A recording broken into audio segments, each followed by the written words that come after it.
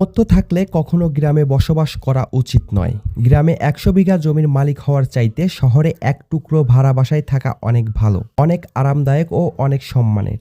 গ্রামে স্থায়ীভাবে বসবাস করা কোন সুযোগে এগিয়ে রাখা যায়? আসলে এখানে বেশিরভাগ মানুষ এতটা বুদ্ধিমান, তারা নিজের ব্যক্তিগত জীবনের চাইতে আপনার জীবন নিয়ে বেশি চিন্তিত। আপনার চুল বড় কেন? আপনার মেয়ে অনার্সে পড়া সত্ত্বেও বিয়ে হচ্ছে না কেন? ২৫ বছর বয়সে আপনি বেকার কেন? আপনার বাড়ির পাশে কেউ যদি বিদেশে যেয়ে বা চাকরি করে লাখ লাখ টাকা উপার্জন করে, তাহলে আপনি এখনো পড়াশোনা করছেন কেন? এসব বিষয় নিয়ে তাদের অনেক টেনশন। গ্রামের সবথেকে বোকা মানুষটাও শহরের একজন মানুষকে এক হাটে ৩ বার বিক্রি করতে পারবে।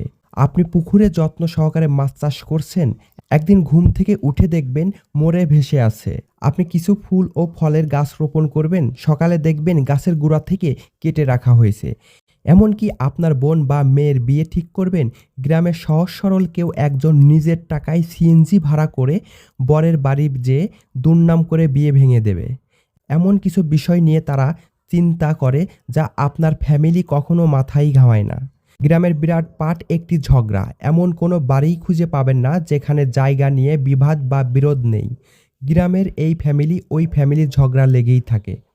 ১ ইঞ্চি জায়গা জমি নিয়ে মামলা মকদ্দমা গালাগালি মাথা ফাটাফাটি চলতেই একজন আর একজনের নামে গোপনে প্যাঁচ লাগিয়ে দিবে।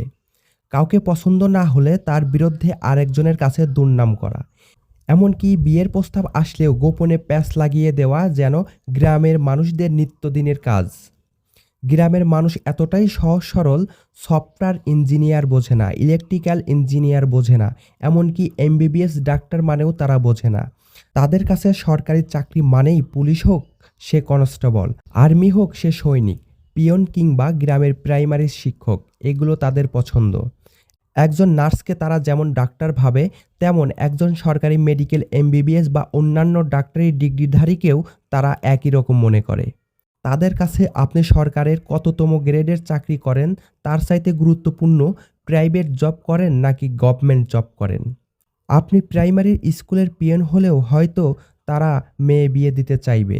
আর যদি শোনে আপনি প্রাইভেট চাকরি করেন, সে চাকরি যতই ভালো হোক তারা আমতা আমতা করবে।